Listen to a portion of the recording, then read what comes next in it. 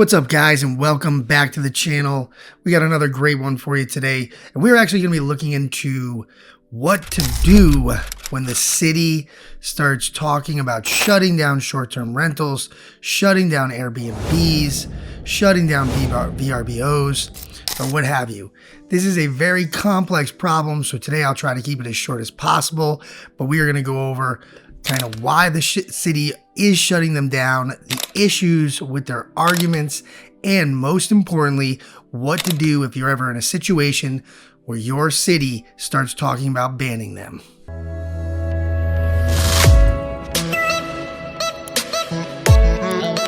So why is your government coming after Airbnb? Why is your local government or state government coming after Airbnbs and short-term rentals? Here's the top 3 reasons you're going to hear when these governments start coming after you. Number 1 is you're running a business and your property is residential and it's not zoned to do so. Number 2, there's a housing shortage, rental price increases and inflation, and Airbnbs are having a substantial effect on that and increasing rents and increasing the housing shortage. And number 4 is the nuisance factor, where your Airbnb is a nuisance to the neighborhood. There's parties, there's disruptions, and so on and so forth. Later on in this video, I'm going to break these down on how you want to fight against them.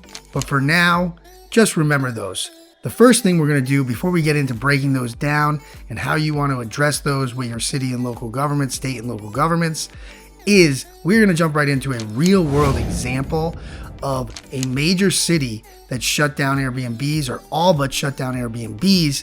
And we're going to talk about what happened in that city. Did it work? Did it help? Did it not help? Is it working? And we will see what's going on right now. So let's jump over to that. So the example we're going to pull from is actually one of the biggest markets in the world. It is New York City. And in September of 2023, they put a law into effect, effectively banning all short-term rentals. You still can get special permits, but there's a lot of all the special requirements. You need to live on the property. There can only be a certain amount of days a year. There's a maximum guest of, I think, 2 people. Don't quote me on that, but long story short, 80% of Airbnbs went bye-bye. They actually worked with Airbnb, the platform, and kicked these people off. And let's check out the results of what has happened since September of 2023. So first off, there's currently, as of June 2024, there is only 2,276 active permitted Airbnbs in New York City.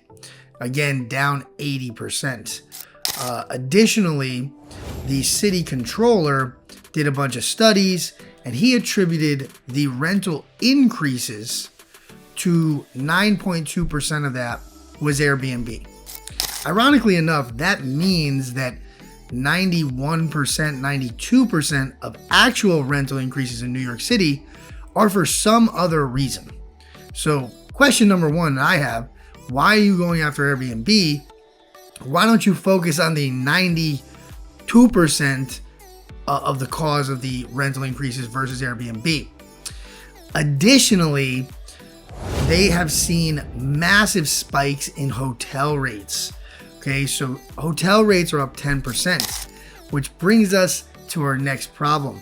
So the title of the article I'm getting the information from literally is titled, New York City shutters 80% of its Airbnbs to make housing more affordable.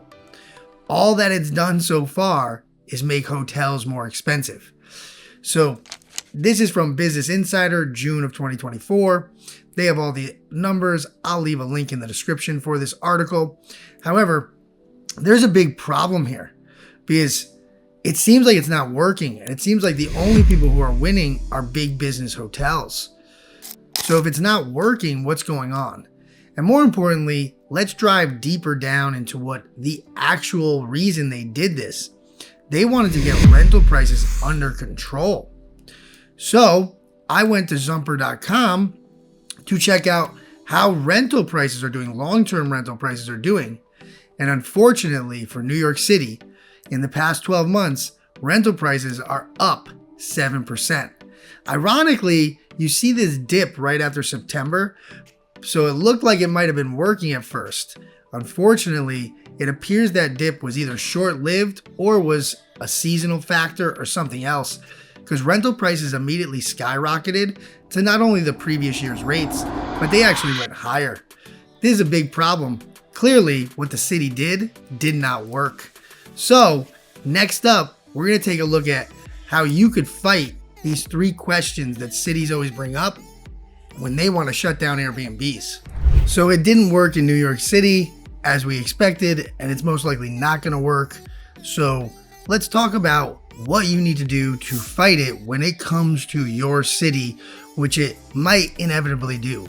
So step number 1 is I would connect with other Airbnb hosts. And step number 2 is I would find a good lawyer to help you battle the city to discuss the reasons that make their accusations false.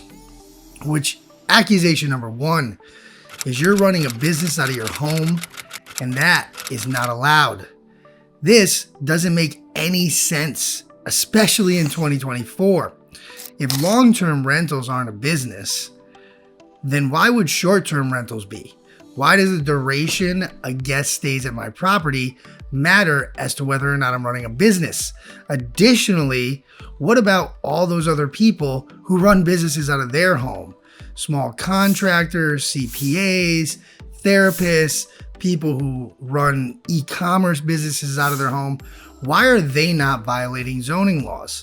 So just from a logical standpoint, it makes no sense that they're going to say your property isn't zoned to make any money from it, but long-term rentals and other businesses are. So that's the first approach I would take when it comes to them saying to you, you're running a business. Thing number 2 is that you are creating more housing shortage. You are part of the problem. You are creating rental increases. Well, again, this one also just doesn't make sense. In cities like New York City and San Francisco and other places where they've all but shut down Airbnbs, the rental prices are still going up. They're still skyrocketing. And the actual effect that Airbnb has on rental prices is tiny relative to the actual reason that rental prices are skyrocketing. Which, why are rental prices skyrocketing is because of a housing shortage. Why is there a housing shortage? Because these cities don't allow people to build. They have put restrictions in place, land use restrictions, zoning restrictions, setback restrictions that drive builders away and make it near impossible to build new dwelling units in the city. And my last point on this is, realistically, if these properties for Airbnb are being filled up, the city is actually shooting themselves in the foot. The reason why is, if these Airbnbs are making money and they're profitable, it means that more people want to come to your city and spend more money at local businesses, which will drive revenue. And Airbnb creates jobs for repairmen, for cleaners, for property managers, so on and so forth. All this will drive revenue to your city, which will ultimately allow them to spend more money to build more affordable housing units if they so wish. But again, they're looking at this 9% problem like we talked about with New York City, and they're saying, let's attack that, instead of going after the 92% problem, which is the housing shortage. So, thing number 3, and this one is very important, this is a nuisance. Cities should use this opportunity to generate more revenue to get rid of the nuisance. I actually agree with cities. Party houses, things like that for Airbnbs have gotten out of control. And it's really the host's fault that we've allowed it to get that way. So us as hosts, we just have to do a better job making sure our guests are getting kicked out if they're violating the rules or causing a disturbance in the neighborhood. Check out a video I just made about how to kick out a guest who's breaking your house rules or one of the Airbnb policies up there. It's a great video. But anyways, the fact of the matter is, what cities should do in lieu of banning Airbnbs or minimizing Airbnbs or making it near impossible to do Airbnbs is they should make Airbnbs get permits These permits should require safety restrictions, fire marshal walkthroughs, whatever it may be, to make sure people are being safe, which will drive revenue to the city. Additionally, the permit cost will drive revenue to the city. So what they should actually do is they should put in place a system of fines for the Airbnb hosts for violating certain city ordinances or disturbing the neighborhoods. Again, this could drive more revenue to the city, which will allow them to build more housing units for their city. So that is the argument I would use anytime I go to a town to fight, anytime I'm talking to people in the zoning office or building department about what I'm doing. These are the arguments I use to make sure they understand I am not the problem. I am actually on the same team as them, and we could solve this problem together and make the city a much nicer, much better place. So guys, I hope you enjoyed the video. And just to do a quick recap, make sure you are fighting hard against your city. If they're trying to say you're operating a business, no, you're not operating a business any more than a long-term rental or anyone else who works out of their home. 2, you're not a blight on the city. You are not the main cause or even close to the main cause of rental increases or housing shortages.